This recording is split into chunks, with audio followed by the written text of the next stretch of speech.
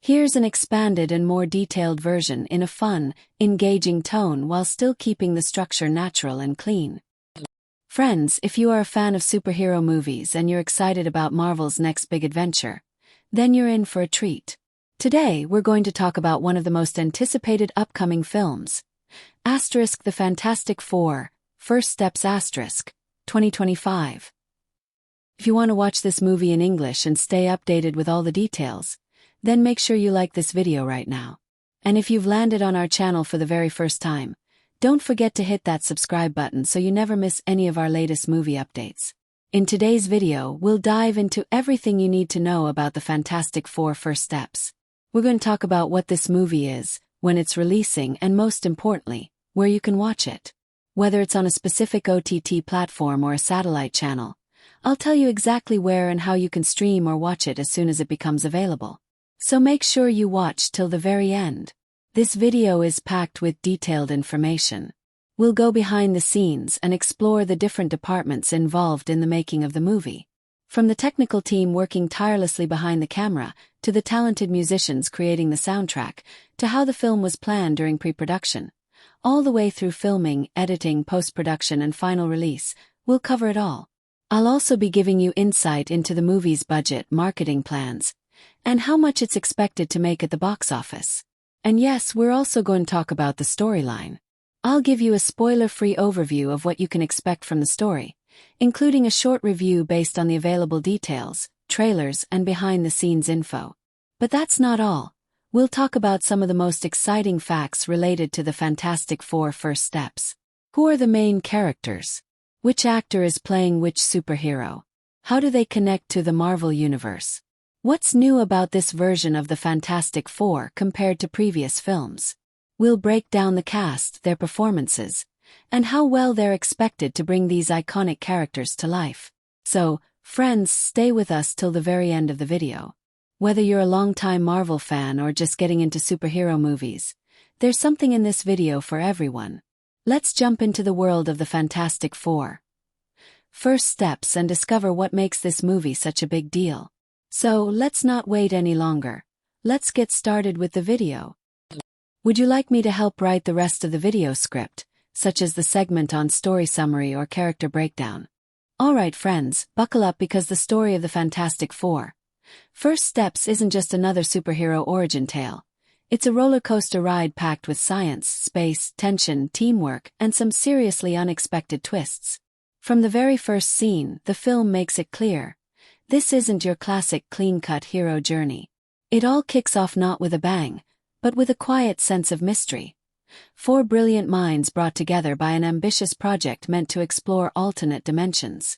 Yes, we're talking serious science with real risks, and right away you can feel that something's about to go very wrong. Reed Richards, the genius brain of the group, is obsessed with solving the mysteries of the multiverse. He's not in it for fame or fortune. He's just driven by pure curiosity. But his drive puts him at odds with some higher-ups who want to use the technology for military purposes. That tension sets up the first big conflict. Science versus control, exploration versus exploitation. And when the crew, Reed, Sue Storm, Johnny Storm, and Ben Grimm, finally go on their fateful mission, the tone shifts dramatically. What begins as a journey of discovery turns into a life-altering disaster when the experimental tech malfunctions, leaving the four not only stranded but physically transformed by cosmic forces. Now here's where it gets juicy. The film doesn't just rush into superhero suits and heroic poses. Instead, it slows down, letting us sit with each character as they come to terms with their powers, stretching, invisibility, fire, stone, but also with what they've lost. This part of the story plays with emotion, exploring fear, identity, and even anger. The pacing here is deliberate, letting the tension build, and giving the audience time to really connect with each of the four as individuals. Then comes a major shift in the narrative. Victor Von Doom. But here's the twist. He's not just a villain lurking in the shadows. The story weaves him in early, as a former friend and collaborator who was part of the original mission but was lost. Or so they thought. When he reappears, he's transformed too, but twisted by his own bitterness and thirst for power. His return adds layers of betrayal and moral conflict to the plot. He's not just bad for the sake of it. He believes he's the only one who can truly control the power they've unlocked. That's where the real philosophical tension lies. Doom sees himself as a savior, not a destroyer. And here's where the structure gets even more interesting. The film doesn't stick to a straight timeline.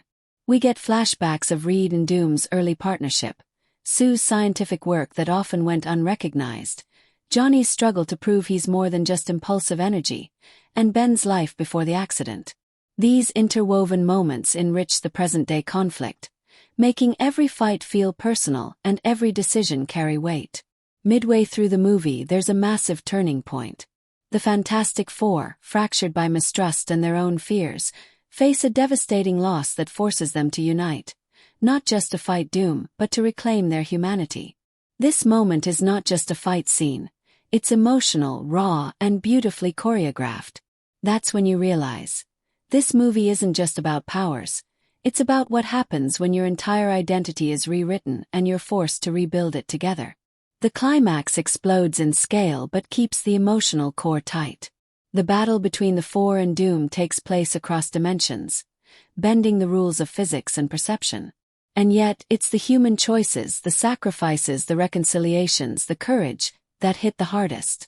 The visuals might be wild, but what you really walk away with is the sense of growth. These aren't just superheroes now. They're a family, forged through fire, loss, and trust. It's a wild ride, full of unexpected turns, rich character arcs, and a story that dares to dig deeper than just action and spectacle.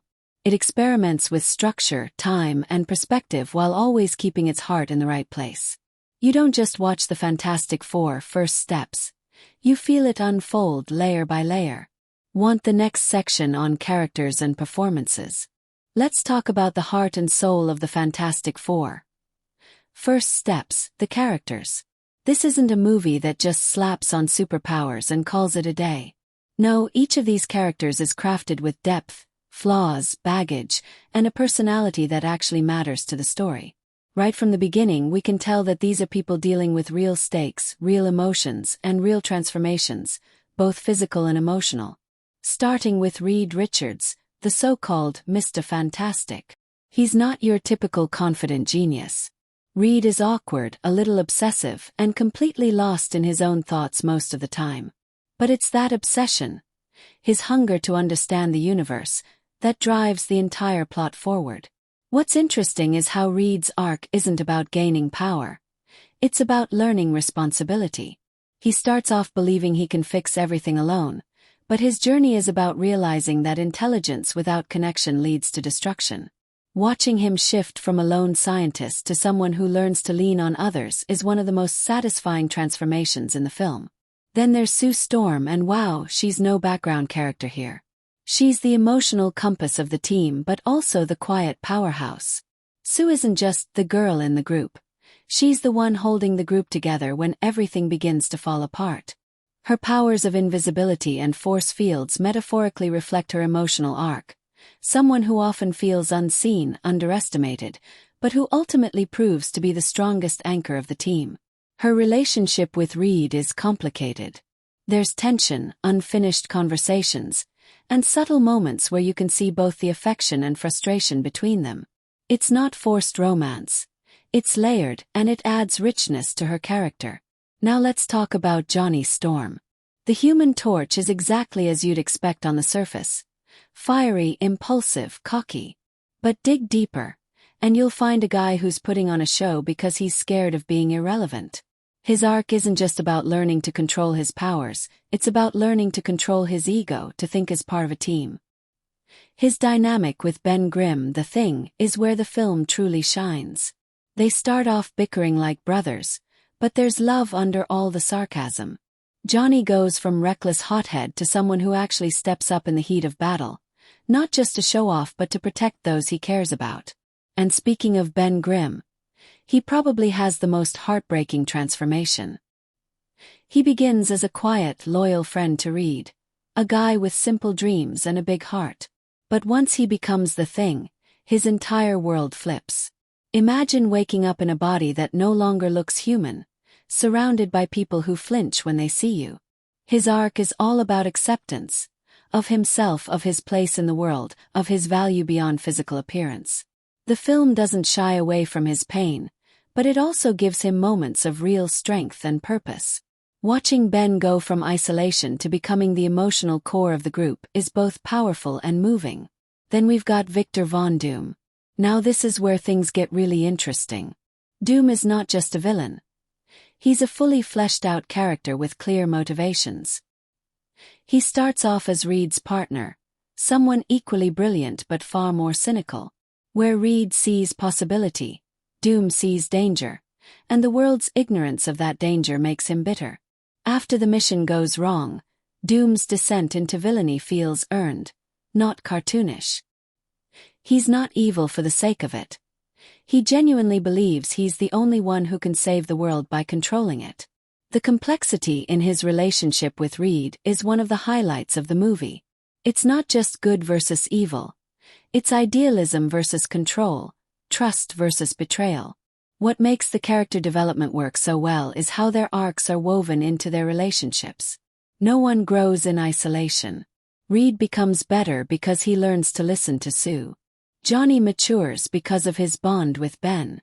Sue finds her strength when she stops trying to prove her worth and simply owns it. And Ben? He finally believes he's more than what he looks like because the others never stop believing in him.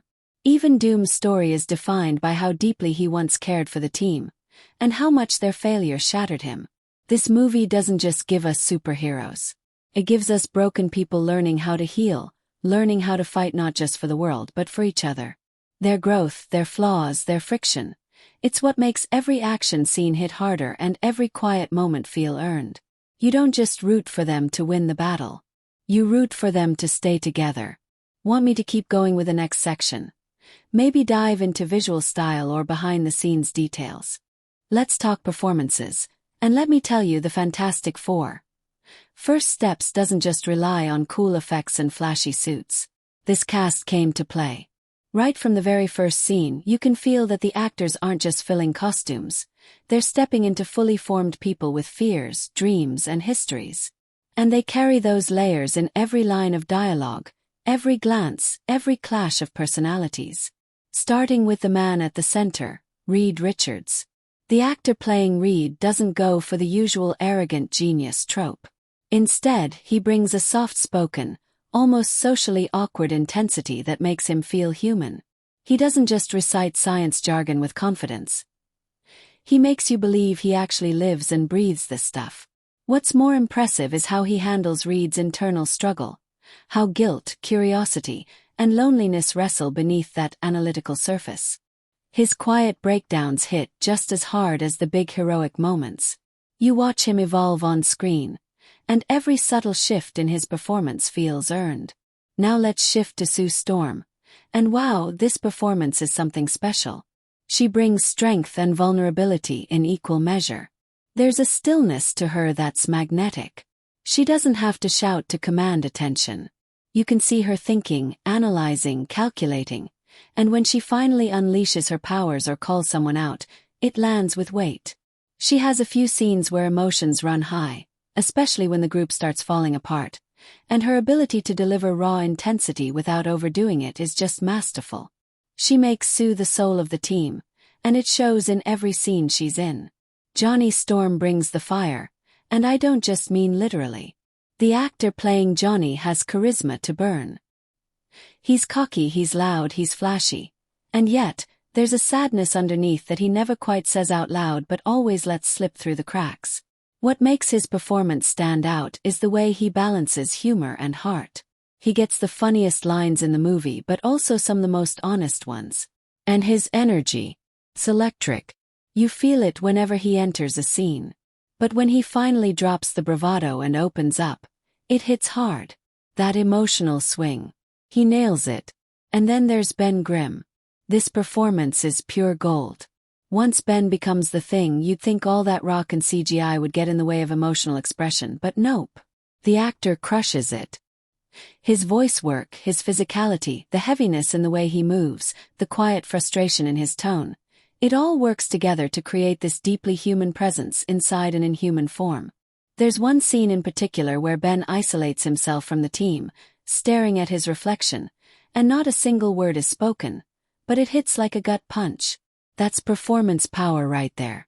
Let's not forget Victor Von Doom. This is not your cartoon villain performance. This actor delivers menace with intelligence, charm with danger. What's eerie is how calm he is. He doesn't need to raise his voice to make you feel like something terrible is about to happen. And when he finally does snap, it's terrifying. But the brilliance is in the restraint. He doesn't overplay it. Doom is more complex than just rage. He's wounded, proud, and convinced he's right. That layered portrayal makes his descent into villainy feel like a tragedy, not just a plot device. He doesn't steal the show. He earns his place in it.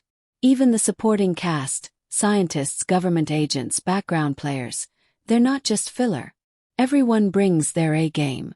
There's real chemistry between the main four, the kind you can't fake. Their banter, their fights, their trust issues. All of it feels lived in.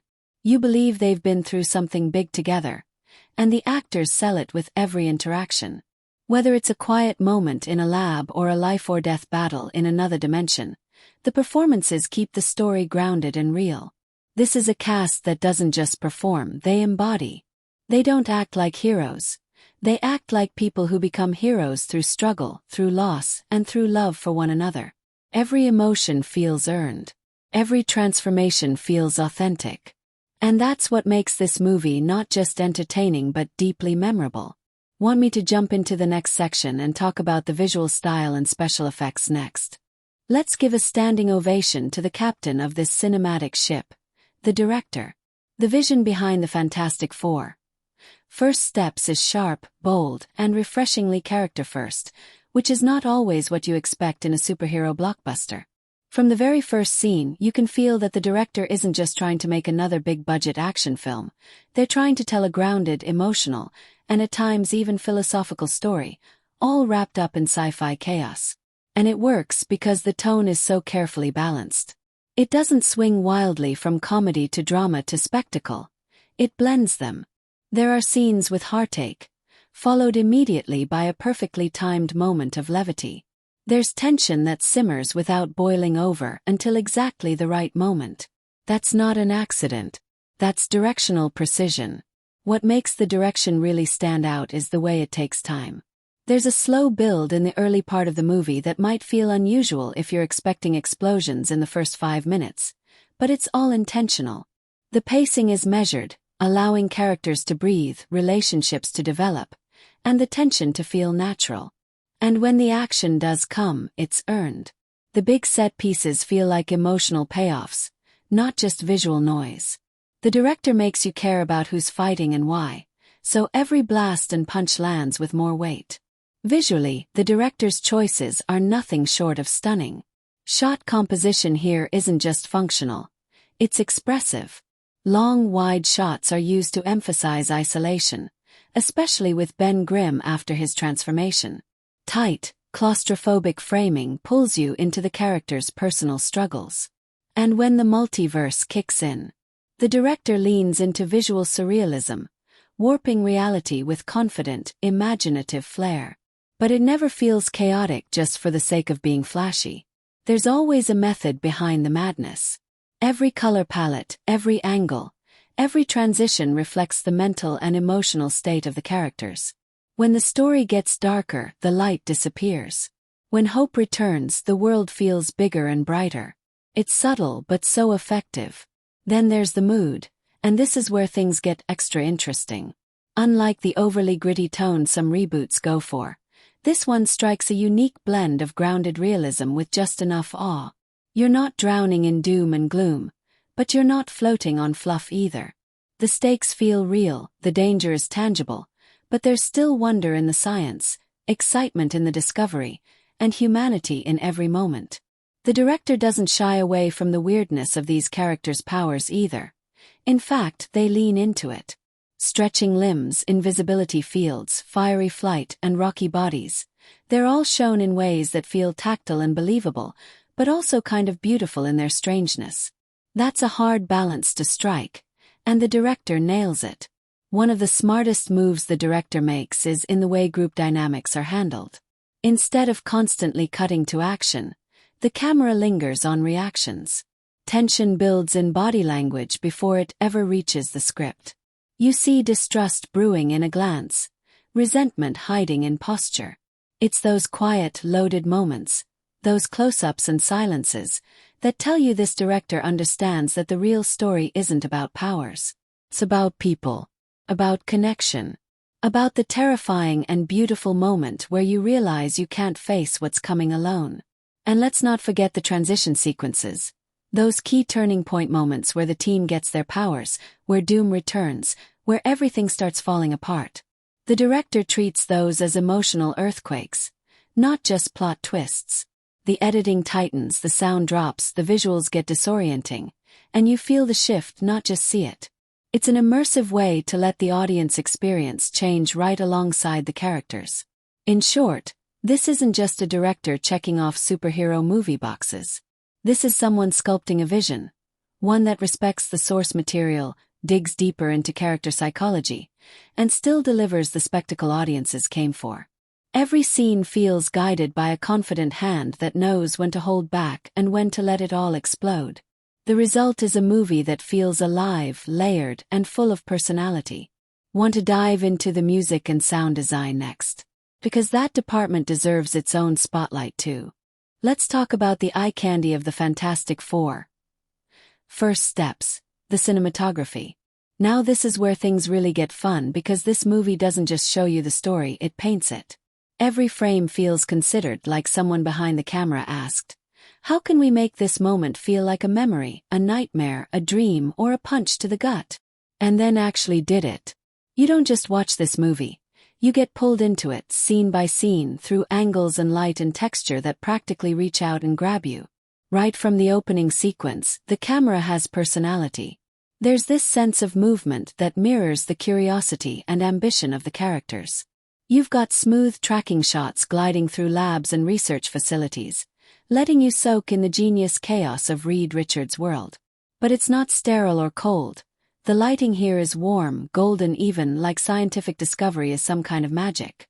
And then, when things start to go wrong, that magic fades. Palette shifts. Shadows creep in. The camera gets closer, shakier, tighter. Suddenly, discovery feels dangerous. That's not just good storytelling. That's cinematography doing its job like a silent narrator whispering. Everything is changing. When the team gains their powers, the visual tone shifts again. Each character's transformation is treated like a unique experience, with the camera adjusting to match.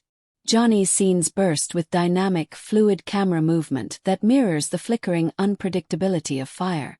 Sue's sequences use focus and blur masterfully. She fades in and out, almost like the lens itself can't keep up with her. Reed's stretch powers are handled with this elastic camera flow, where shots pull back or forward in rhythm with his body. And Ben's scenes go heavy. Lots of still frames, weighty silence, and low looming angles that emphasize his size and the burden he's carrying. The cinematography doesn't just capture their powers, it feels them.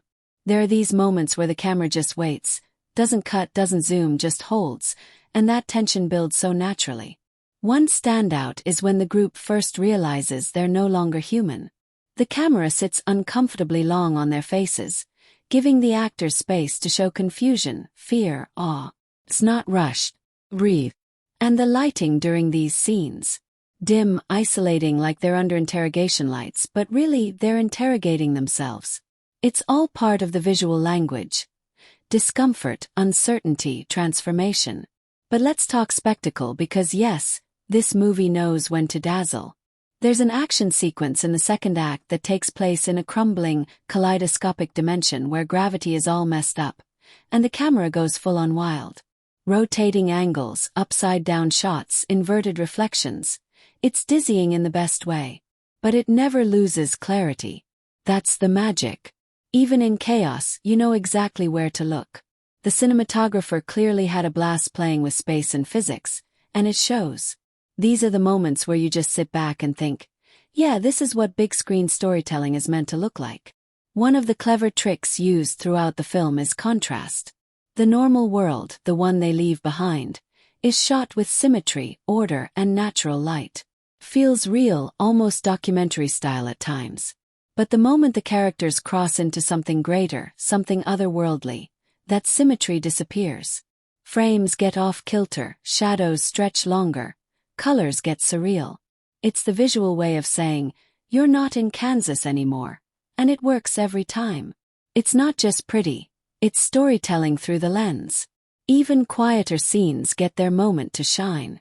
There's one scene where Ben sits alone under a street lamp, late at night, snow falling around him. He doesn't say a word. But the framing, Ben hunched over, the light casting his shadow long across a wall, the snow reflecting the glow, it's pure mood. That single frame tells you everything about what he's feeling. The isolation, the longing, the ache of not being who he was. No dialogue needed. That's cinematography pulling its weight like a lead actor. This film's visual style doesn't just support the story, it amplifies it. Every camera angle, every color shift, every flicker of light is in service of the characters, the tone, and the emotional rhythm. It's dynamic when it needs to thrill, and restrained when it needs to speak quietly. Doesn't just look good, it feels right. Ready to dive into the sound and music next. Because those layers are just as loaded with personality. Now let's crack open the editing room of the Fantastic Four First Steps, where the real magic of momentum happens. This is where you find out if the story pulses like a living thing or trips over its own shoelaces. And thankfully, this film's rhythm is tight. It knows when to breathe, when to run, and when to freeze time with a single cut. From the very first scene, the editing sets the pace like a drummer in a jazz band. Cool, calculated, but always ready to go wild when the moment calls for it. The film opens with a deliberate pace. It doesn't sprint out of the gate with explosions. It walks you into the story, step by step, letting you settle into the world and meet the characters as real people first. The editing here is subtle and confident. Scenes are allowed to linger just long enough to let you absorb what matters. The side glances, the hesitation in voices, the things characters don't say. Transitions flow naturally from one location or time period to another, often using visual echoes or sound bridges that give everything a polished, almost poetic touch. It never feels like you're being rushed from point A to point B. You glide through the narrative like you're on rails, and the journey feels intentional. But once the accident happens, bam. The tempo shifts like someone flipped a switch. The editing gets sharper, quicker, more chaotic, but not messy. There's this sense of controlled turbulence. It mirrors the characters' panic and confusion. Quick cuts, disorienting sound cues, fragmented visuals. You're right there with them, not just watching but feeling the impact of what they've become. This is the editor's sleight of hand, using rhythm to pull you inside their experience. It's one of those rare superhero movies where the pacing is emotionally synced to the character arcs. When the team is fractured, the movie feels fractured. When they unite, things smooth out. You could almost chart their relationships through the cuts alone. One of the most impressive things is how the film manages its multiple tones. This movie doesn't stick to one flavor. It's got science fiction, family drama, horror, comedy, and existential dread all in the mix. But the editing never makes it feel like a tonal roller coaster. Instead, scenes transition in a way that lets the mood evolve naturally. A moment of dark introspection fades into an awkwardly funny lab exchange, which then spirals into a tense government standoff. And it all flows. That's not easy to pull off. That's editors working at a high level, smoothing the emotional transitions so you're not jarred out of the experience. Montage sequences are used sparingly, but when they hit hard.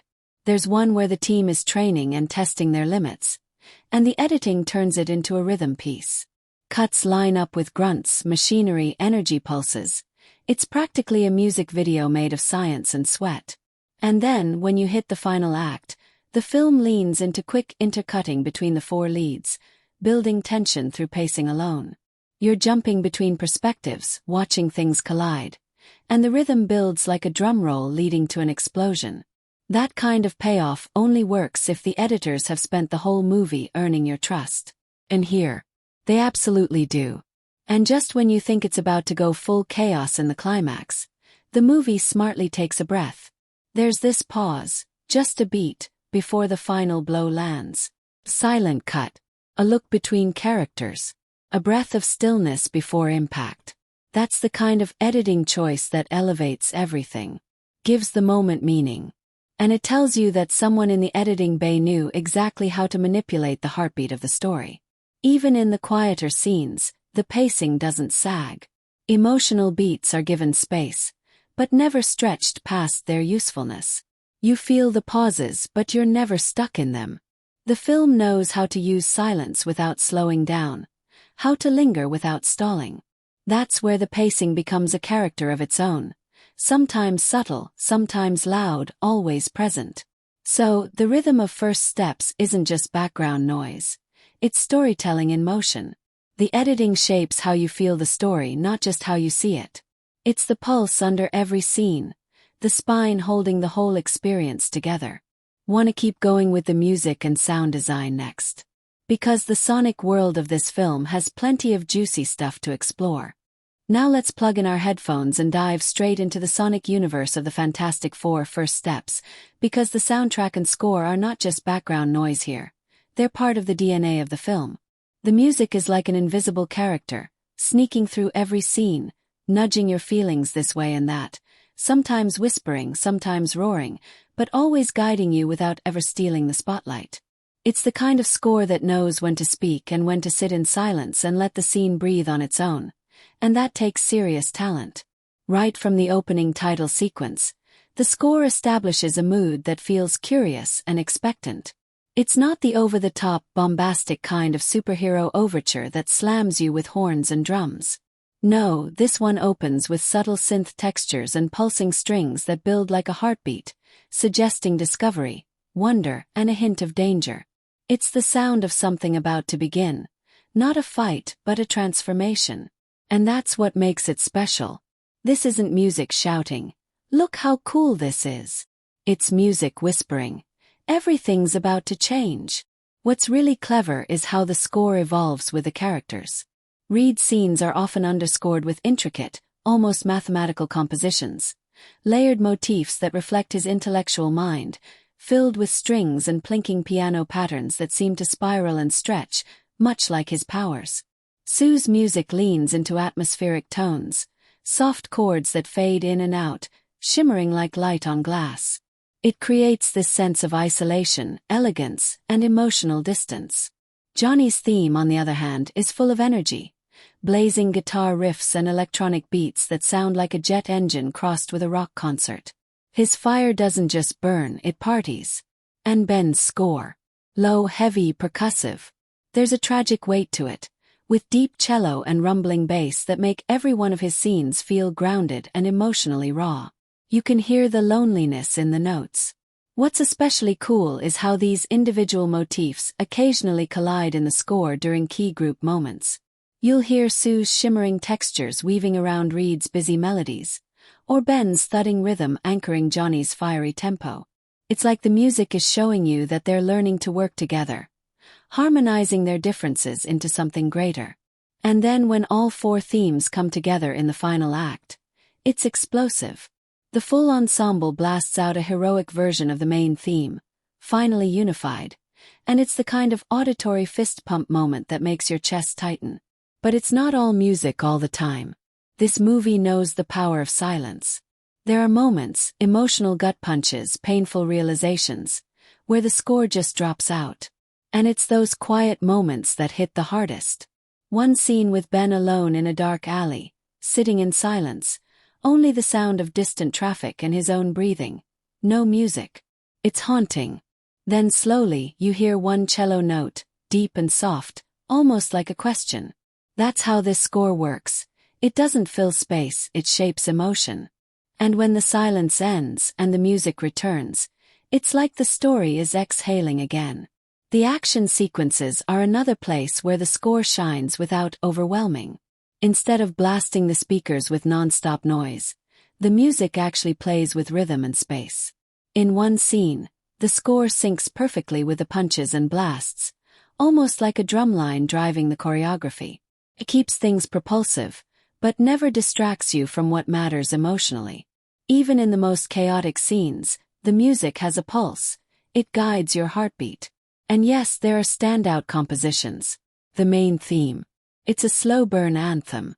It starts simple, almost fragile, and then builds with each appearance until, by the end of the movie, it's transformed into this bold, triumphant piece that echoes everything the characters have been through. It's the kind of theme you find yourself humming on the way out of the theater, wondering where you've heard it before, only to realize it grew on you over 2 hours like the characters did.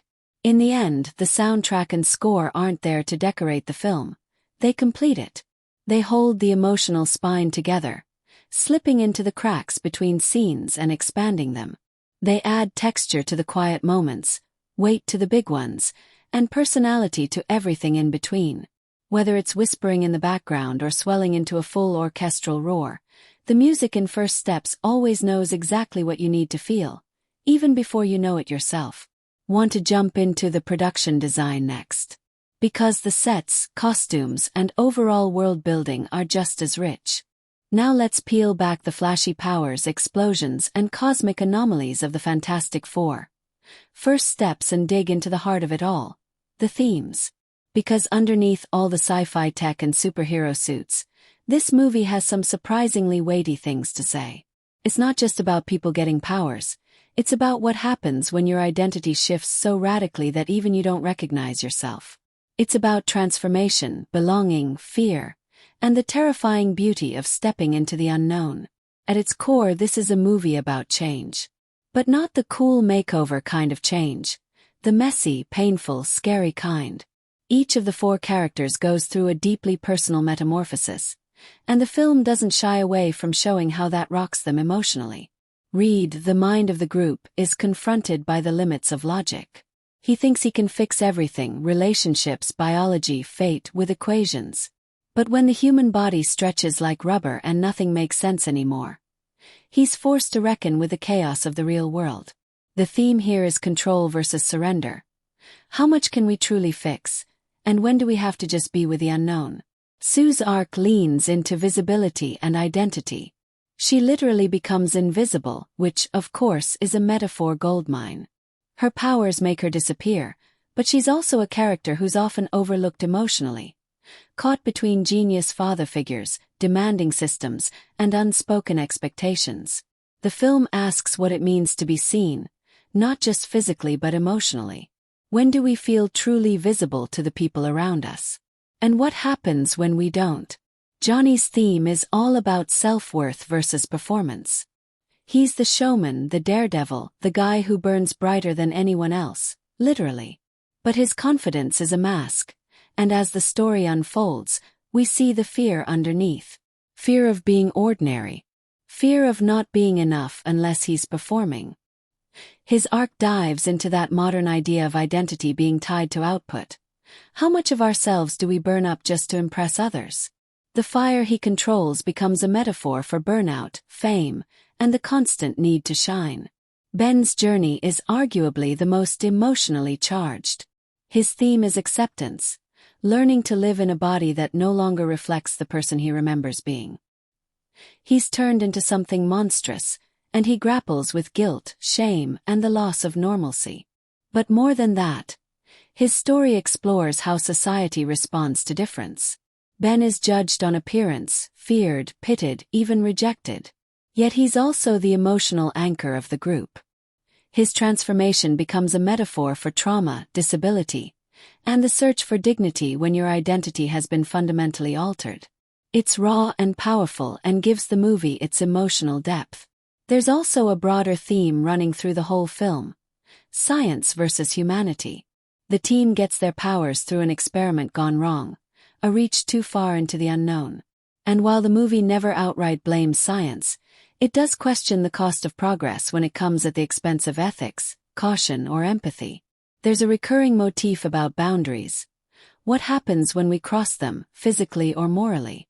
The film asks whether knowledge is enough or whether wisdom, understanding the why and should, not just the how, is what really matters. Another layered theme is family. Not just the nuclear kind but chosen family, the messy, reluctant, sometimes dysfunctional kind that gets forged in crisis. These characters don't become a team because they're assigned to it. They become one because they go through something no one else can understand. And as the film progresses, we see them struggle to connect, to forgive, to trust. It's not some perfect team-up fantasy. It's awkward, painful, and real. And that's what makes their bond feel earned. The message here: you don't find belonging by being the same. You find it by showing up again and again, even when it's hard. And then there's the grand cosmic layer. The idea that we're all on the edge of something vast and unknowable. The dimension that gives them their powers is treated not just as a plot device, but as a symbol of human curiosity, the hunger to push beyond what we understand. But the film reminds us that exploration without humility can lead to destruction. The unknown isn't just there to be conquered. It's there to be respected. And that's a theme that lingers long after the final scene. So yes, First Steps delivers on action and effects, but it also invites you to think. It takes big, universal questions. Who am I now? Where do I belong? What's worth fighting for? And wraps them in a story about four people who never asked to be heroes, but became something extraordinary because they learned to face those questions together. Want to explore how the production design reflected these themes visually next? Because the environments in this film aren't just backdrops, they're emotional landscapes. Let's dive into the world of visual effects and CGI in the Fantastic Four. First Steps, because the movie doesn't just push boundaries, it makes you believe in the extraordinary, even as it feels completely grounded in reality. From the first frame, the visual effects work hand in hand with the story, never overshadowing the characters but always amplifying their emotional stakes. It's a delicate balance, and this movie nails it by using CGI and practical effects in ways that make the unbelievable feel believable. First off, the digital effects never feel like they're just showing off.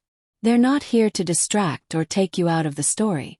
Instead, they enhance the world in a way that makes the characters' powers feel organic, like extensions of themselves rather than gimmicks. Take Reed's stretching abilities. His elastic movements are seamless. There's a natural fluidity to how his body stretches and snaps back that feels, well, real. The effects don't call attention to themselves. They support the narrative, allowing Reed to bend, stretch, and twist without breaking your immersion.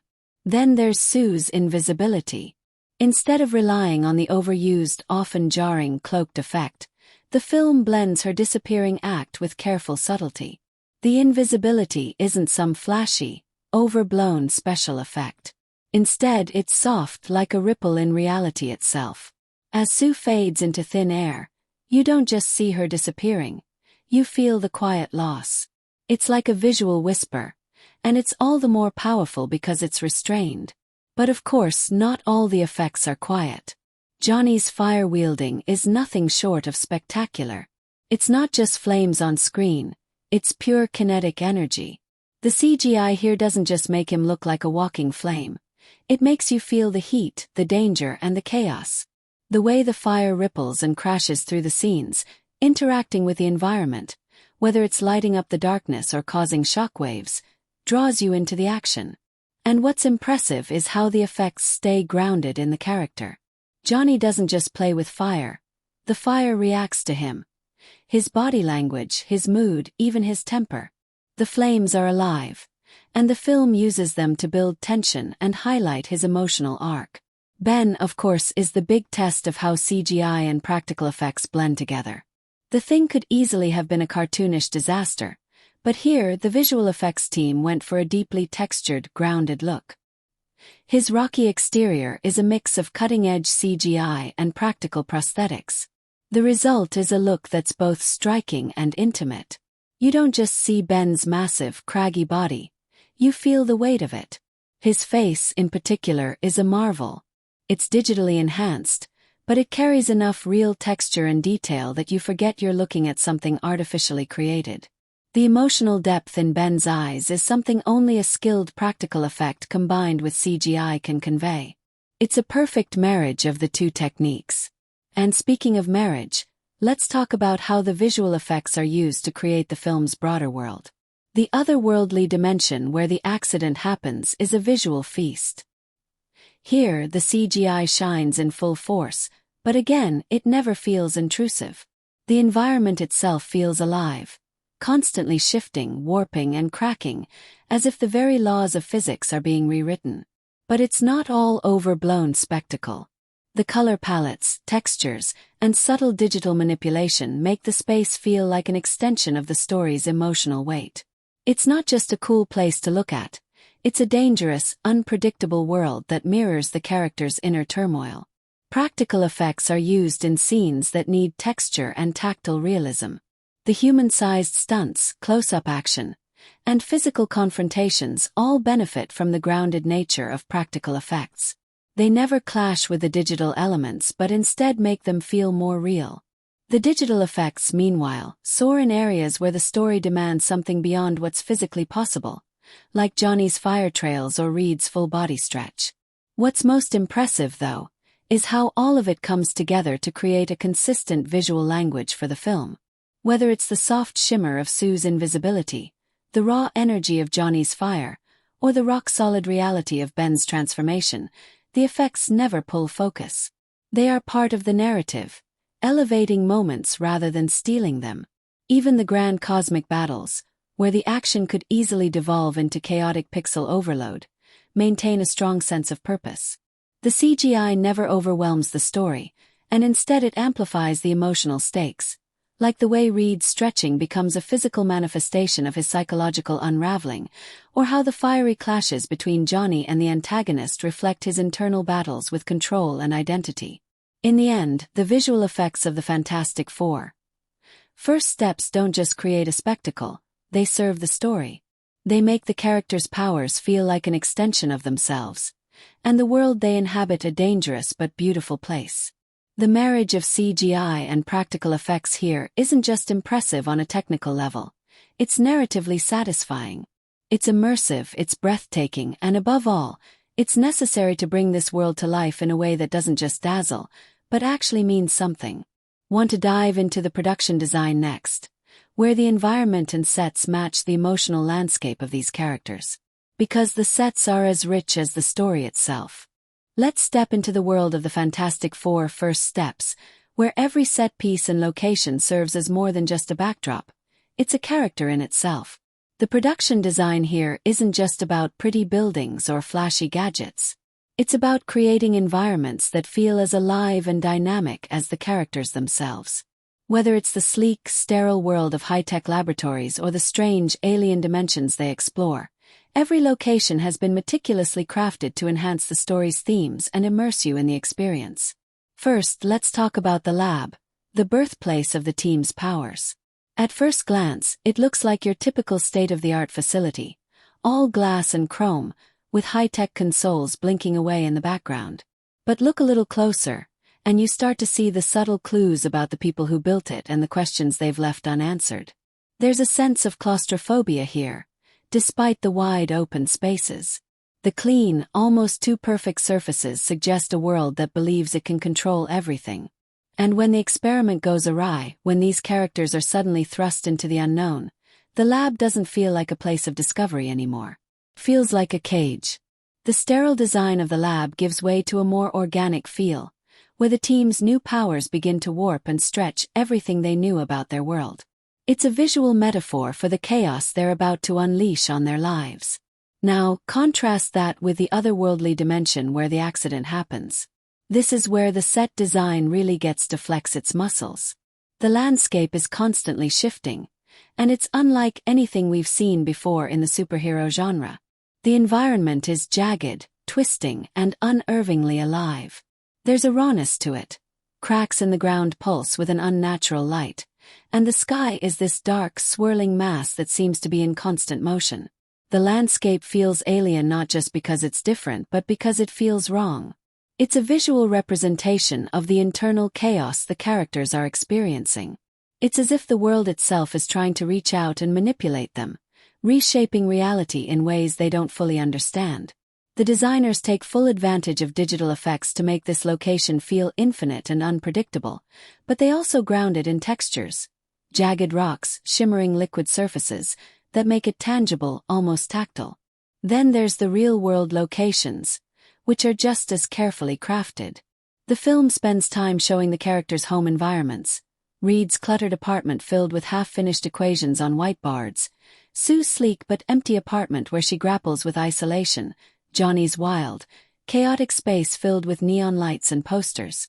These places aren't just settings, they tell you everything you need to know about the characters before they even open their mouths. Reed's apartment is a labyrinth of scientific ambition and personal failure. Sue's is minimalist, a cold reflection of her need to disappear and withdraw. Johnny's space is a mess, a visual representation of his disorganized inner world, and Ben's environment. The city streets, the back alleys, places that feel like a cage, like he's always just out of place in a world that doesn't know how to accept him. The locations also have a way of interacting with the story's progression. In the beginning, the settings are clean, controlled, almost clinical. The lab, the cityscape, the world of before the accident, everything is neat and predictable. But as the characters begin to change, so do the places they inhabit. The environments become more chaotic, and that's reflected in the sets themselves.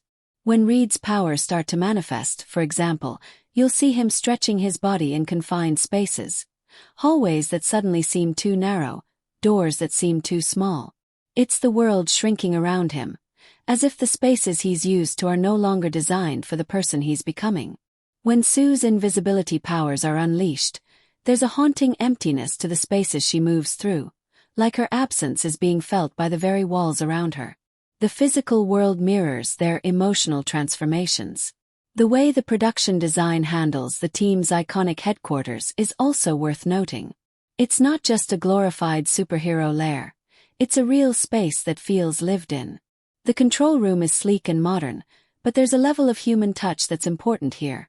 Cluttered desks, mismatched chairs, personal items that show the team is still in the process of finding their place within their new identities. The set designers didn't just want you to admire the high-tech equipment. They wanted you to feel like this team could actually exist in this space, in the real world with real-world problems.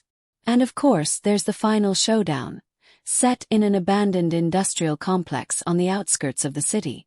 It's dark, gritty, and full of raw textures, rusting metal, crumbling walls, and flickering lights. It's the perfect battleground for the characters to face off with the villain, and it's also a visual representation of everything they've been fighting for. It's not some pristine, unrealistic location. It's a mess.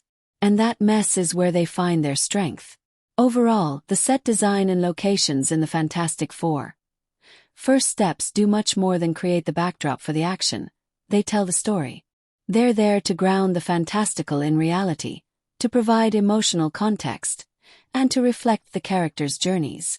The settings aren't just places, they're active participants in the narrative, shaping the way we experience each moment, making us feel not just the external struggles, but the internal ones as well.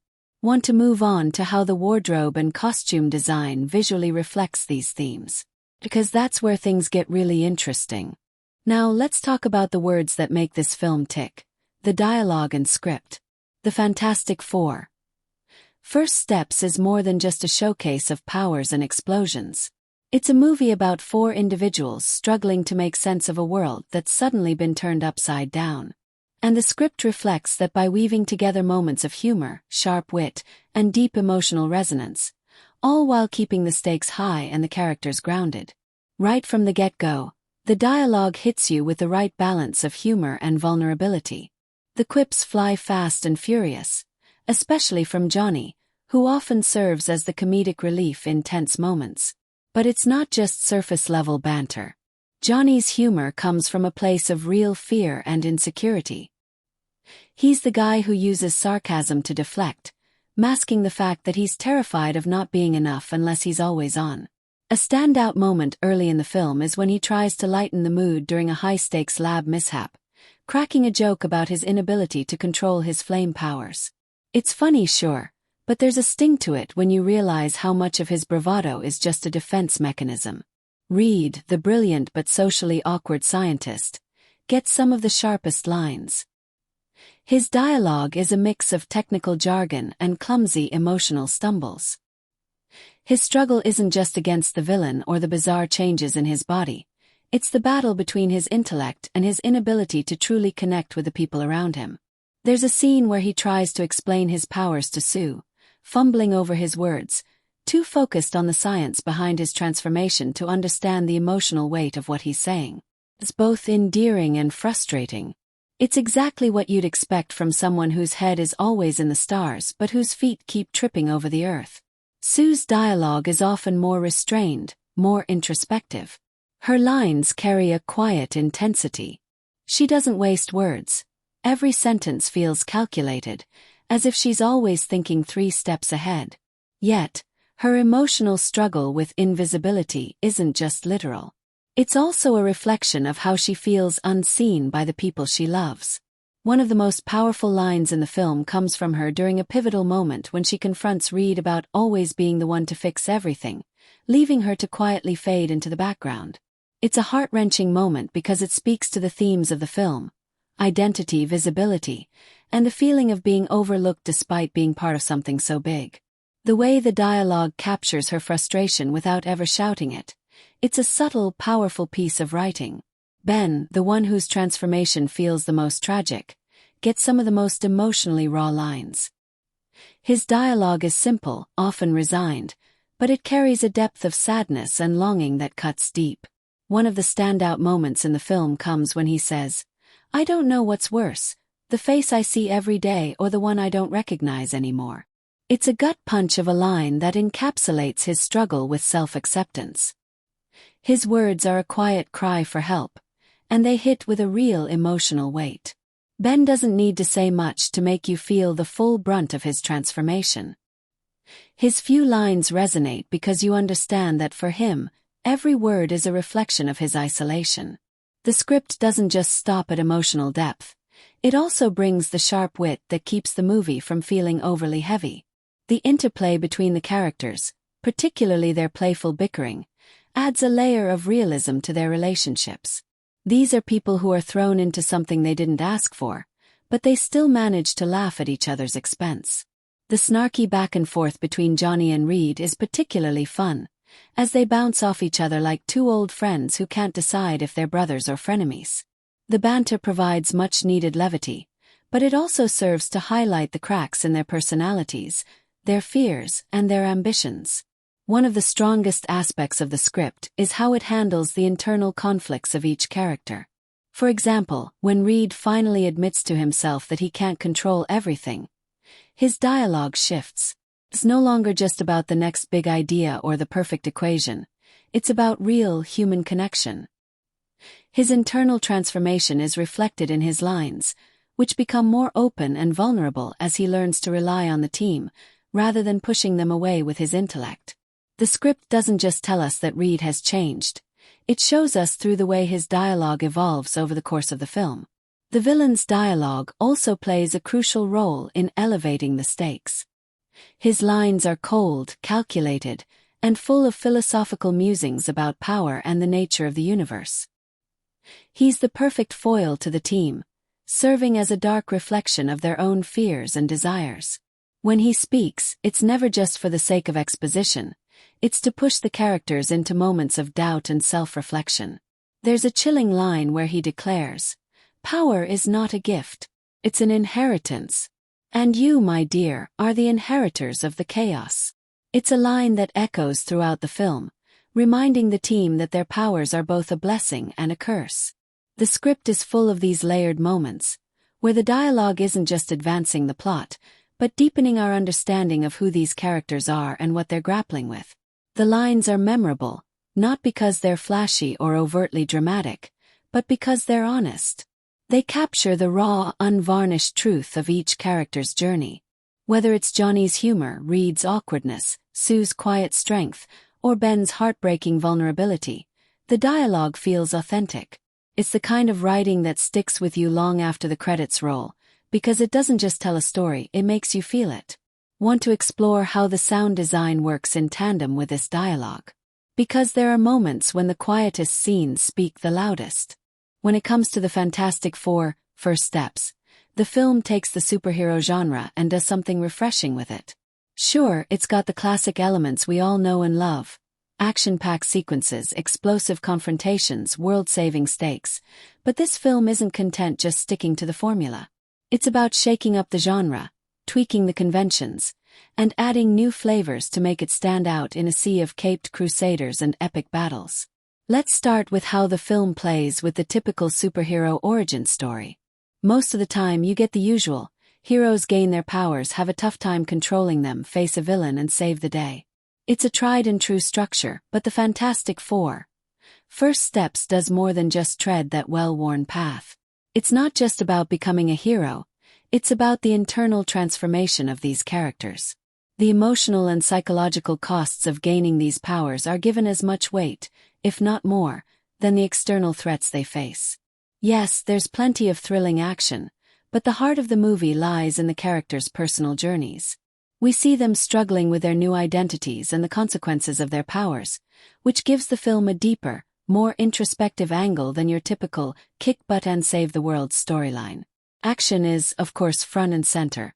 But what makes the action sequences in this film stand out is how they're woven into the emotional arcs of the characters. Take Johnny's flame powers, for example. Early on, we see him use them in a chaotic, almost reckless way, as he struggles to find control. But as the movie progresses, those same powers become a symbol of his growth. He learns how to channel them, not just to fight, but to protect those he cares about. The fight scenes are carefully crafted to show that each character's powers reflect their emotional journey. They're not just flashy powers for the sake of spectacle. They represent who these people are becoming. So, the action serves a greater purpose than simply filling time between character moments. It shows their internal growth. But it's not all about serious emotional arcs and high-stakes battles. This film knows how to inject humor at just the right moments. Johnny, of course, is the king of comedy in the group. His sarcastic remarks and constant need to make light of the situation balance the weightier moments perfectly. The humor doesn't undercut the drama, though. It enhances it. When Johnny cracks a joke after a tense scene, it's not just to make us laugh. It's a reflection of his coping mechanism. His way of hiding his insecurities behind a wall of humor. The script does an excellent job of mixing comedy with drama, so you never feel like the movie is veering too far in either direction. It's about balance, finding those moments of levity to help you breathe in between the more intense parts of the film. The suspense is another area where the film defies genre expectations. Unlike many superhero movies that throw in suspense purely for the sake of thrill, here, the suspense is tied directly to the characters' fears and doubts. There's a palpable sense of uncertainty in the air throughout the film. Every time the team faces a new challenge, it's not just about how they'll overcome it, but whether they'll even be able to keep their personal lives intact while doing so. Their powers are as much of a burden as they are a gift. And the villain plays into that tension perfectly. This isn't just a bad guy who wants to destroy the world. This is someone who challenges the team's very sense of identity. The suspense comes from wondering how they'll deal with their inner turmoil while fighting an external threat that's always a few steps ahead. There's a subtle but clever subversion of the team dynamics we're used to seeing. Most superhero teams have that typical bickering before bonding arc, where everyone's at odds until they have to work together to defeat the villain. The Fantastic Four First Steps doesn't just throw the team together and let them learn how to get along. Instead, it digs deeper into the complexities of their relationships. Sure, they argue and disagree, but it's the why behind those arguments that adds layers to the story. Reed's intellectual arrogance clashes with Sue's quiet frustration about being overlooked. Johnny's need to be the center of attention contrasts with Ben's quiet desperation to find a new identity. These aren't just superficial personality clashes. They're rooted in the characters' individual struggles. This makes their eventual unity feel more earned, because you understand that the real battle is as much about their own insecurities as it is about facing down the villain. Then there's the film's approach to the villain, often a make-or-break element in superhero movies. This film doesn't fall into the trap of making the villain a one-dimensional character. He's not just there to cause trouble. His motivations are complex, and his views on power and control challenge the team's evolving understanding of their own abilities. He's a mirror to their struggles, pushing them to confront the darker aspects of what it means to have immense power. The fact that he's not simply evil, but rather a philosophical counterpoint to the heroes makes him a much more compelling character and ramps up the narrative tension. And of course, let's not forget the visual effects. They don't just show off cool powers, they serve the story. The shifting landscapes, the transformation of the characters, the way the world bends and warps around them as their powers manifest. It's all about visually representing the chaos they're feeling inside. The effects are an integral part of the storytelling, not just window dressing for action scenes. At its core, the Fantastic Four. First Steps takes what we love about superhero movies and gives it a fresh spin. It's about the internal struggles of its characters, as much as it is about the external battles they face. The film knows when to amp up the action and when to slow things down for a bit of introspection or a humorous moment. It doesn't fall into the trap of leaning too heavily on one genre element. Instead, it blends everything together in a way that feels both familiar and new. Whether it's action, suspense, humor, or drama, the film strikes the right balance, offering something for every kind of moviegoer. In the Fantastic Four. First Steps, it's not just about superpowers and saving the world. There's a subtle but important layer of social and cultural commentary that runs through the film, and it's woven into the narrative in a way that feels as organic as the characters' powers themselves. The movie taps into themes like identity, power dynamics, and the human need for acceptance, all while challenging conventional norms around what it means to be other or different.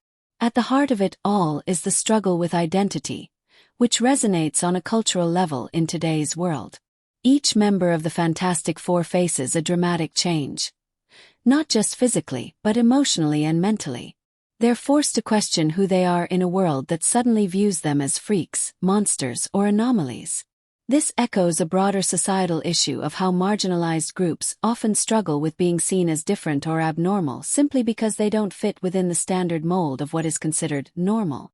The film doesn't just explore this through the characters' powers, but through how they're treated by society.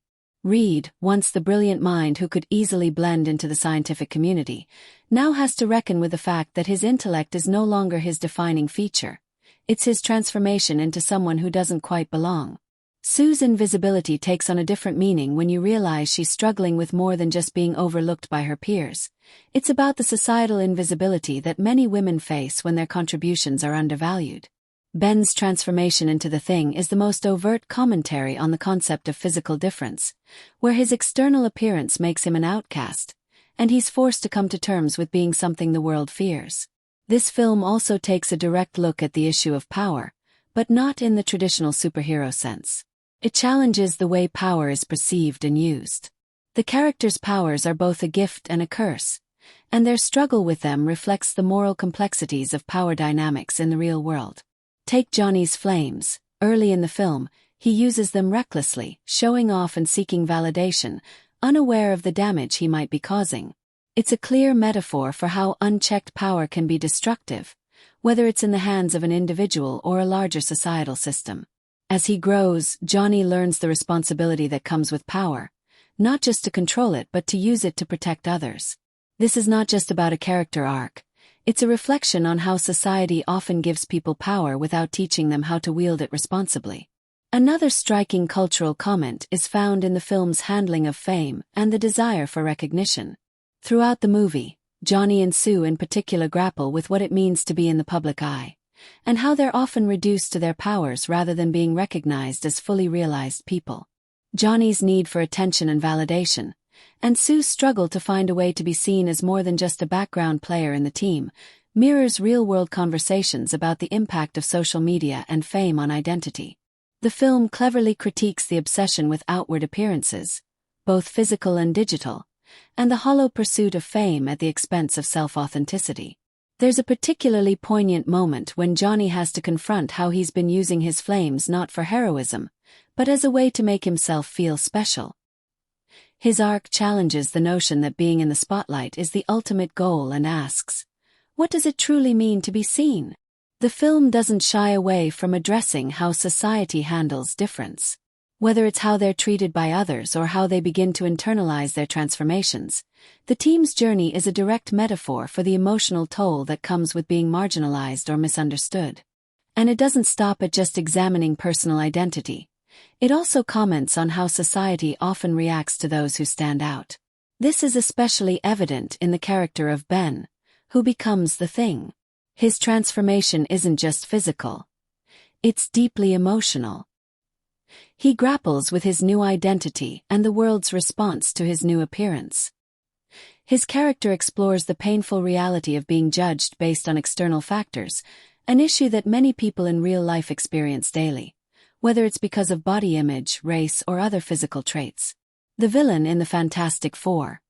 First Steps serves as a dark reflection of these cultural themes.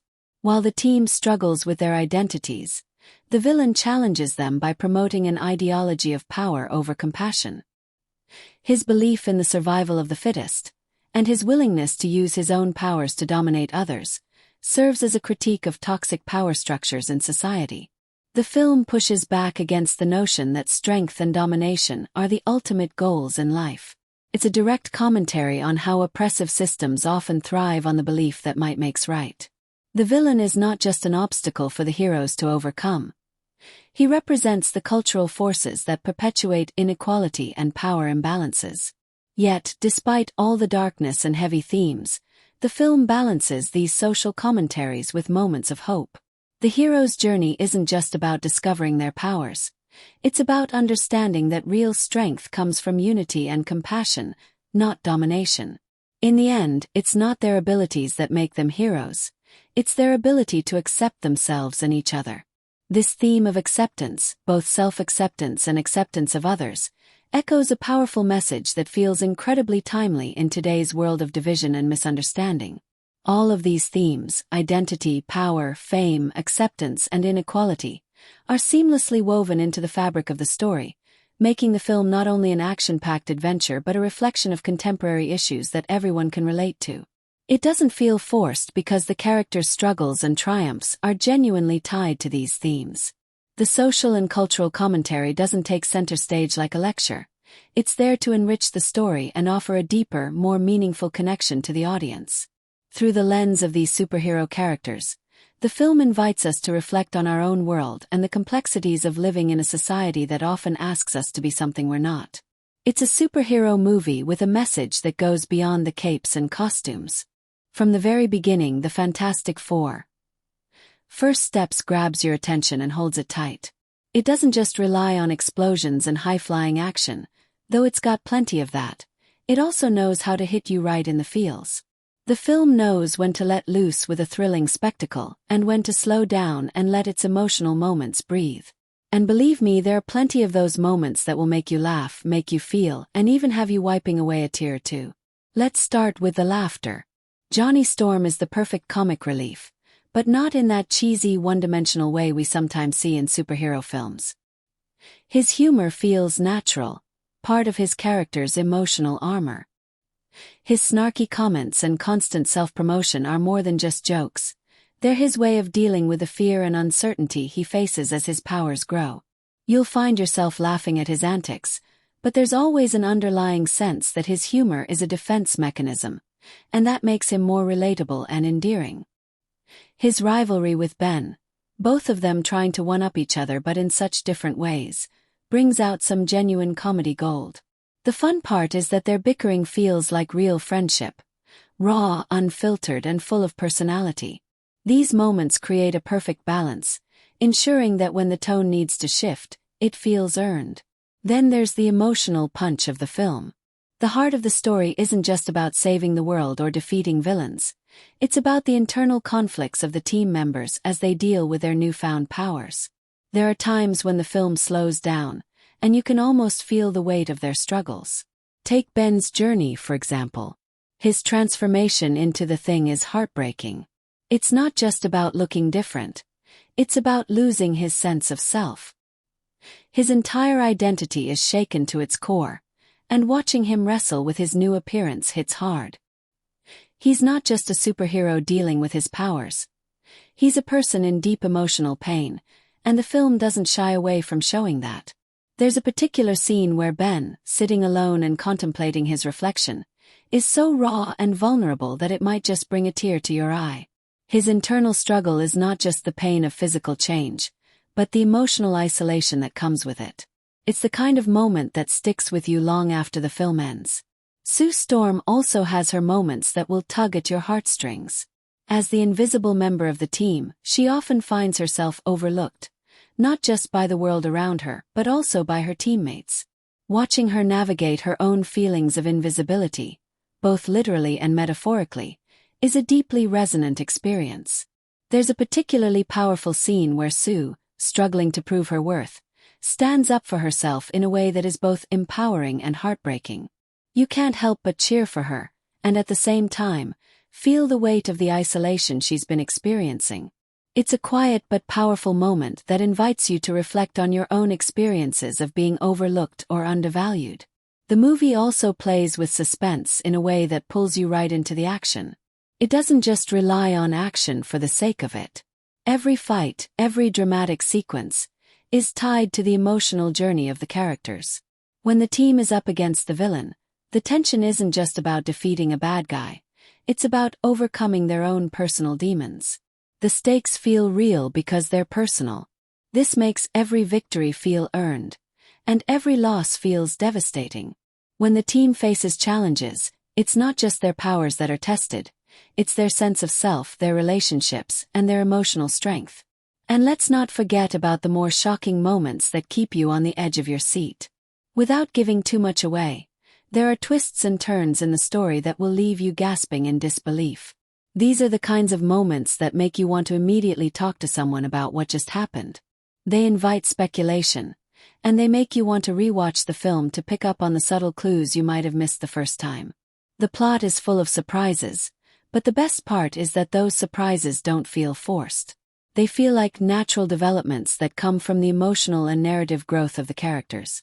There's a deeper level of engagement that the film invites from its audience, one that lingers after the credits roll. It's not just a movie you watch and forget. It's a movie that sticks with you. Whether it's the emotional resonance of Ben's journey, the philosophical questions raised by the villain, or the deeper themes of power, identity, and acceptance, the film encourages deep reflection. It's one of those films that, the more you think about it, the more layers you uncover. You'll find yourself revisiting certain scenes, not just to enjoy the action, but to relive those character moments that had a genuine emotional impact.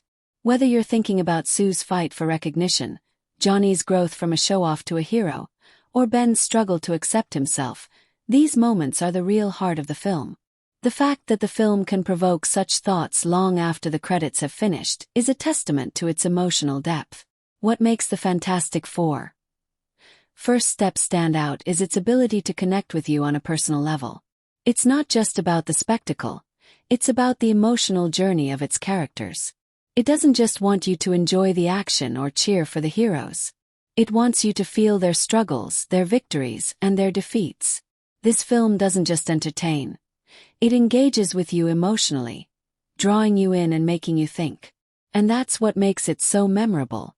Let's be honest, when it comes to superhero films, especially those involving iconic teams like the Fantastic Four, comparisons are inevitable. You can't mention the Fantastic Four, First Steps without mentally stacking it up against the previous versions, the broader Marvel universe, and other ensemble-driven superhero stories. And oh boy, does this one have something to prove. It doesn't just want to be another reboot. It wants to be the reboot. You can practically hear the filmmakers shouting from behind the camera, "Forget everything you think you know about the Fantastic Four." Compared to the earlier attempts, whether it's the campy charm of the 2005 version or the moody misfire of the 2015 film, First Steps feels like it finally understands what makes this team tick. It's not just about flashy powers or cosmic threats. It's about heart, family, dysfunction, and the messy, beautiful journey of people who didn't ask for greatness but got it anyway. It captures that core better than its predecessors and wraps it all in a modern cinematic language that's slick, stylish, and deeply emotional. While the older films leaned heavily into either humor or gloom, this one manages to straddle both, making you laugh, gasp, and even feel a lump in your throat, all without feeling tonally confused. And how does it hold up against the broader MCU?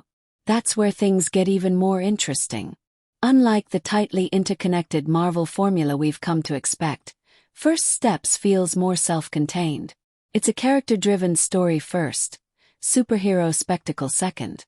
Where other Marvel entries like Avengers or Guardians of the Galaxy revel in their team dynamics with snappy banter and rapid-fire action, First Steps slows things down when it needs to.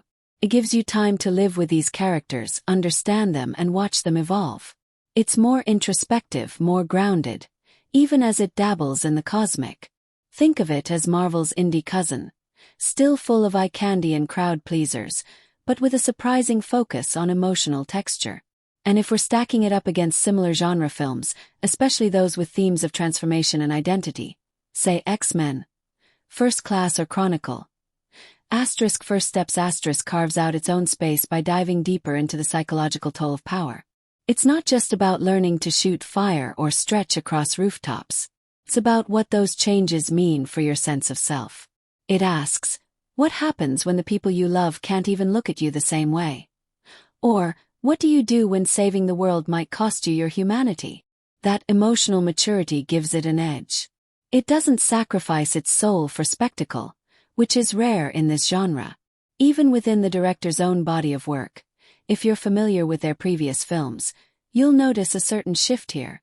Where earlier efforts might have leaned heavier into visual flair or straightforward genre beats, First Steps is more ambitious. It's more patient. The director seems more confident in letting silence speak, in lingering on a character's expression just long enough to let you wonder what's going on inside. You can tell this film is trying to do more than just entertain. It's trying to connect. Visually, it may not be as bombastic as Doctor Strange in the Multiverse of Madness or as gritty as The Batman, but its style feels intentional and character-driven. It doesn't overwhelm you with endless CGI just because it can. Instead, it chooses its moments. A scene of Ben Grimm walking alone through a crowded street says more than 100 explosions could. And that restraint makes the big moments hit even harder. So where does that leave us? Right in the middle of something that feels familiar but also refreshingly new. The Fantastic Four. First Steps doesn't just stand alongside its superhero peers, it dares to be different in ways that matter. It's not the loudest or the flashiest, but it might just be the one that sticks with you longest. It looks at the genre playbook and says, cool. Now let's write in the margins. Now let's dig beneath the surface of the Fantastic Four. First Steps and uncover the juicy symbolism and metaphors hiding in plain sight. Because this film isn't just throwing superpowers at the screen, it's quietly building a whole layer of deeper meaning underneath all that action and banter. Starting with the title itself, First Steps isn't just a cheeky way of saying origin story. It's a metaphor that echoes throughout the entire film.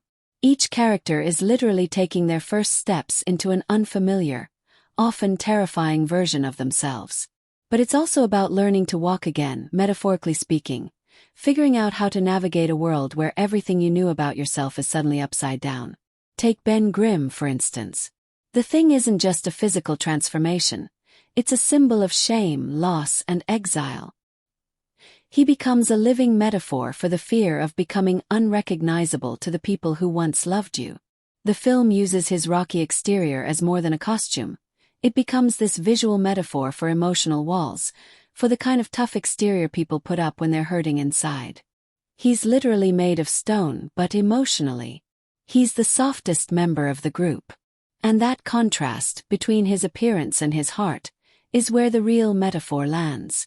Sue Storm's invisibility powers aren't just cool special effects, they're a razor-sharp metaphor for being overlooked, unheard, and emotionally sidelined.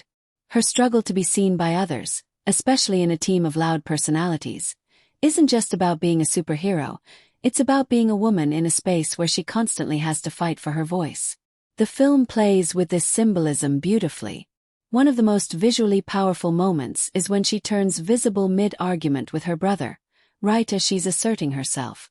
It's like her emotional breakthrough finally manifests in her power. That's storytelling through metaphor at its best. Johnny Storm. He's literally on fire, and yet he's the most emotionally volatile member of the group. His flames aren't just flashy. They're a symbol of unchecked energy, youthful impulsiveness, and the burning need to prove himself. Every time he lights up, it's not just spectacle. It's a pulse check on where he's at emotionally. When he's confident, his flames are elegant and controlled. When he's scared or angry, total inferno. It's like watching someone who wears their emotions on their sleeve, but in this case, the sleeve is a raging fireball. And then there's Reed Richards, the guy who stretches himself thin, literally and metaphorically. Reed's powers become this perfect visual metaphor for someone trying to be everything to everyone. He's pulling in 100 different directions, leading the team, solving interdimensional crises, managing guilt over what happened to his friends. The film constantly shows him being stretched, not just in action scenes but emotionally too. There's a scene where he tries to comfort Ben while also recalibrating a portal and arguing with Sue over safety protocols. It's played for tension, but underneath it, the metaphor sings. This is what happens when you try to carry the world on your shoulders. But it's not just the characters. The entire environment is packed with symbolic cues. The lab where they first gain their powers is sterile, clean, and filled with order, until the accident, when chaos literally breaks it open. From that point on, the film's environments shift. The lighting gets moodier, the spaces more fragmented. We're not in neat labs anymore. We're in caves, stormy skies, crumbling cities. It's visual storytelling telling us that these characters have stepped out of the known and into the uncontrollable. Even the villain carries metaphorical weight. His obsession with evolution and pushing humanity forward is really a twisted take on control versus chaos. He sees the Fantastic Four as broken because they represent emotional unpredictability, the messy parts of being human. He's order without empathy, science without soul. The conflict becomes less about power levels and more about philosophy. What kind of change is worth pursuing, the kind that perfects you or the kind that accepts your imperfections? Recurring motifs pop up everywhere. Reflections are a big one. Mirrors, shiny surfaces, glass. Characters constantly confront their own images, distorted or shattered. These moments are more than just neat visual tricks. They're metaphors for self-perception, identity, and transformation. When Sue stares at her reflection as she fades into invisibility, or when Ben smashes a mirror in frustration, the film is practically shouting, "This isn't about superpowers, it's about who you are now." And silence. Oh yes, the film uses silence like a scalpel. In moments of grief or revelation, the absence of score becomes a metaphor for disconnection. When Reed sits alone after a confrontation, with nothing but ambient sound and his own breathing, it becomes a powerful image of isolation, not just from his team, but from the person he used to be. In the end, the Fantastic Four, First Steps isn't just a superhero flick, it's a big, bold metaphor machine. It uses its sci-fi world to explore deeply human themes: identity, acceptance, transformation, and the struggle to stay whole when everything inside you is changing. You can watch it for the action, sure. But if you're paying attention, it's also a beautifully layered experience full of symbolic gold hiding just beneath the surface. When it comes to the Fantastic Four First Steps, you can't just look at it in isolation. It practically demands to be viewed in the context of its long, bumpy, twisty-turny franchise history. This is not just another superhero movie. This is Marvel hitting the reset button again, but this time with an actual game plan. Let's rewind for a second. The Fantastic Four were Marvel's first family, the team that kicked off the whole Marvel Comics revolution back in the 1960s. They're legacy characters. But on screen, their journey has been, let's call it, complicated. The 2005 film gave us cartoonish charm with a side of early 2000s cheese, while the 2015 reboot swung hard in the opposite direction. Grim, gritty, and ultimately forgettable. So here comes First Steps, shouldering the weight of all those misfires and expectations, and it's basically saying, let's do this right. And it's not just trying to correct past mistakes. It's reshaping the Fantastic Four's place in the Marvel Cinematic Cosmos. Before, these characters always felt like outsiders in their own movies. Now, they're being woven into the larger MCU tapestry in a way that actually makes sense. First Steps doesn't just reintroduce them. It recontextualizes them. This is a movie that knows where it's going. You can feel it laying groundwork, not just for sequels, but for team-ups, crossover chaos, multiversal weirdness, and cosmic-scale storytelling. It's almost like watching Iron Man back in 2008, except this time you know the roller coaster that lies ahead. Every line about parallel dimensions, every cameo, every piece of new tech, it's not just for show. It's foreshadowing. This film is placing pins on a giant narrative map that the MCU is going to start connecting with Red String very soon. But what's fascinating is how it manages to do all of this without feeling like a giant trailer for future films. Unlike some franchise entries that can't stop winking at what's next, First Steps keeps the focus squarely on the here and now. It's like the writers said, "Yeah, we've got big plans, but let's earn your investment first." That's why it feels like a reboot that matters. Not just a redo, but a revival with real character and weight. And let's talk legacy. Because this film doesn't shy away from the franchise's history. It nods, it winks, it retools. There are clever callbacks to iconic lines and costumes, but they're reimagined through a modern lens. It's like the film is saying, "We know where we've been, but we're heading somewhere new." And that awareness, that mix of reverence and rebellion, is what makes it tick. Now, in terms of historical context within the MCU timeline, this thing fits like a puzzle piece. But not the final piece, the kind you drop in early on that seems innocent but later turns out to unlock everything. You get the feeling that Reed Richards is about to become a major player in the big picture conflicts. Maybe not in a punching Thanos kind of way, but in a let me rewrite the rules of the universe kind of way. And that makes this film essential viewing, not just for fans of the characters, but for anyone following the MCU's evolving lore. And if you want to get even geekier, there's a beautiful irony to how this reboot arrives at a time when superhero fatigue is setting in. It's like the film is aware of that, and instead of going bigger, it goes deeper. It dials into the emotional and psychological roots of its characters, just like the original comics did when they flipped the genre on its head. That's what made the Fantastic Four revolutionary back then, and it's what could make them revolutionary again. So whether you're a die-hard comic book purist, someone who survived every version of this team on screen, or a new fan coming in fresh, First Steps doesn't just add a chapter to the franchise. It reinvents the language the franchise speaks. It's not just another film, it's a statement. Course correction. A declaration that this team, finally, belongs on the biggest stage. And this time, they're not going to stretch themselves thin trying to be like everyone else. They're going to be the Fantastic Four. And that's more than enough.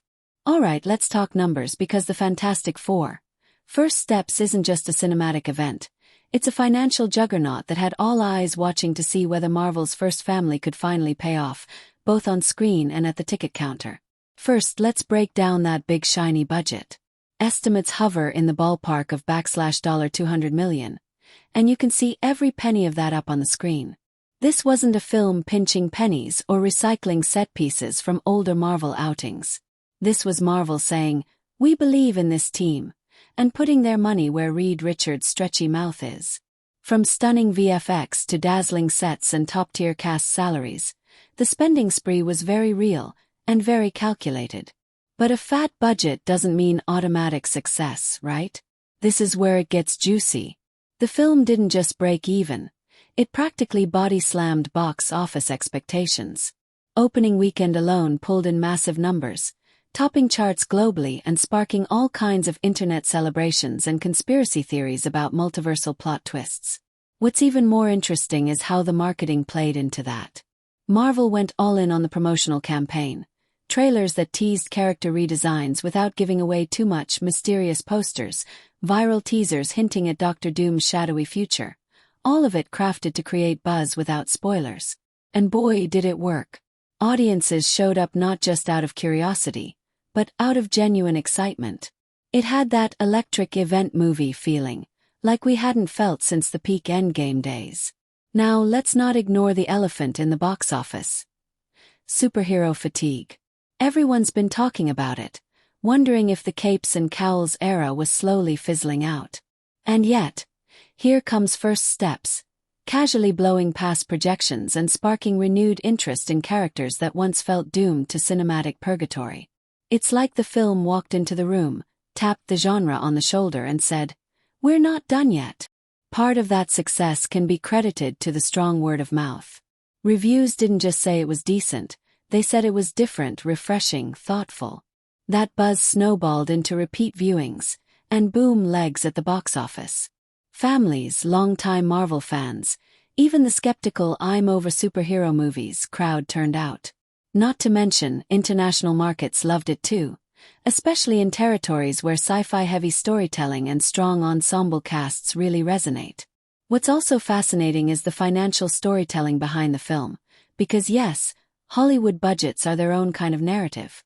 You've got back-end deals, performance-based bonuses, cross-promotion with streaming platforms, merchandising tie-ins, those new suits sold like hotcakes, and even future theme park integrations hinted at in press releases. This wasn't just a film release. It was a brand reinvigoration. Disney and Marvel clearly looked at the bigger picture, and First Steps was just the opening salvo in what they hope will be a decade of stretchy arms, flaming fists, invisible shields and rock punches. So, did it live up to its financial hype? You bet. The budget was bold, the execution even bolder, and the audience response made it rain. It was a high-stakes bet, and Marvel walked away with a jackpot, plus a shiny new cornerstone for their cinematic empire. The Fantastic Four aren't just back, they're banking. If you're eager to experience the Fantastic Four First Steps, mark your calendar for July 25, 2025, when it premieres in theaters.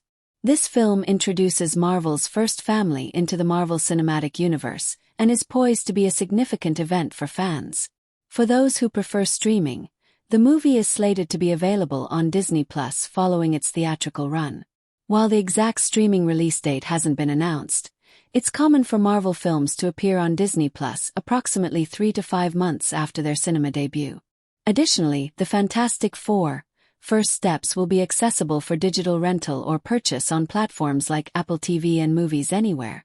These options typically become available shortly after the film's theatrical release, allowing viewers to enjoy the movie from the comfort of their homes. For the most immersive experience, consider watching the film in theaters to fully appreciate its visual effects and storytelling. However, if you prefer to watch at home, keep an eye on Disney Plus and digital platforms for its release.